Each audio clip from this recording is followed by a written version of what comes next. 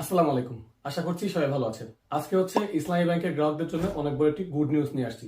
সেটা হচ্ছে 5ই আগস্ট 2024-এর পর থেকে, অর্থাৎ স্বাধীনতা 2.0-র পর থেকে কিন্তু আমাদের বিদেশি যারা প্রবাসী ভাই ও বোনেরা আছে তারা কিন্তু প্রচুর পরিমাণে রেমিটেন্স পাঠাচ্ছে লিগ্যাল ওয়েতে, অর্থাৎ তারা হুন্ডি বাদ দিয়ে লিগ্যাল ওয়েতে ব্যাংকের মাধ্যমে কিন্তু প্রচুর পরিমাণ রেমিটেন্স আসছে।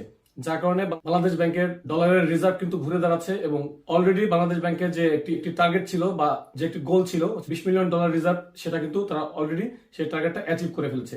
তো এই রেমিটেন্স গুলো যেই ব্যাংকের মাধ্যমে আসছে সেই ব্যাংকগুলোর লিস্টে সব থেকে টপে রয়েছে ইসলামী ব্যাংক, যার কারণে অলরেডি ইসলামী ব্যাংক কিন্তু টপ রেমিটার অ্যাওয়ার্ড পেয়ে গেছে।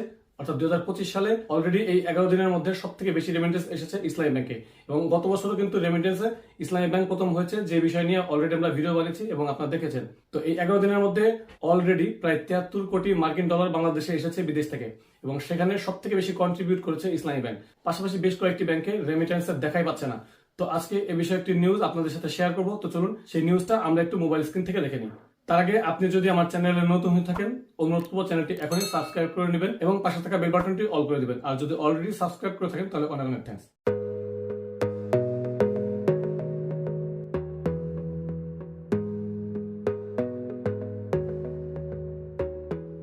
তো এখানে ইত্তেফাকের একটি রিপোর্টে বলা হচ্ছে 11 দিনে প্রবাসী আয় এলো 73,66,00,000 ডলার।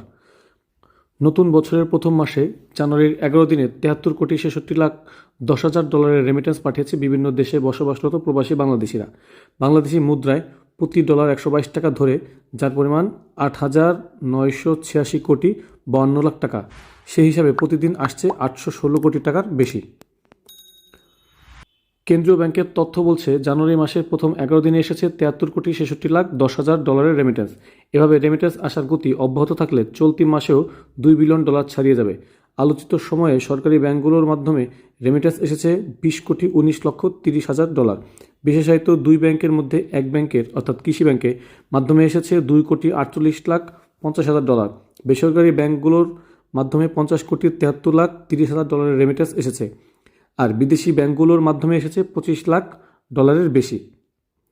এর আগে সদ্য বিদায়ী ডিসেম্বর মাসে দেশের ইতিহাসে সর্বোচ্চ 2.64 অর্থাৎ 64 বিলিয়ন ডলার বা 263 কোটি 90 লাখ ডলার রেমিটেন্স এসেছে দেশীয় মুদ্রায়, যার পরিমাণ 31,668 কোটি টাকার বেশি। একক মাস হিসেবে আগে কখনোই এত পরিমাণ রেমিটেন্স আসেনি। এর আগে করোনাকালীন 2020 সালের জুলাই 2.59 বিলিয়ন ডলার রেমিটেন্স এসেছিল।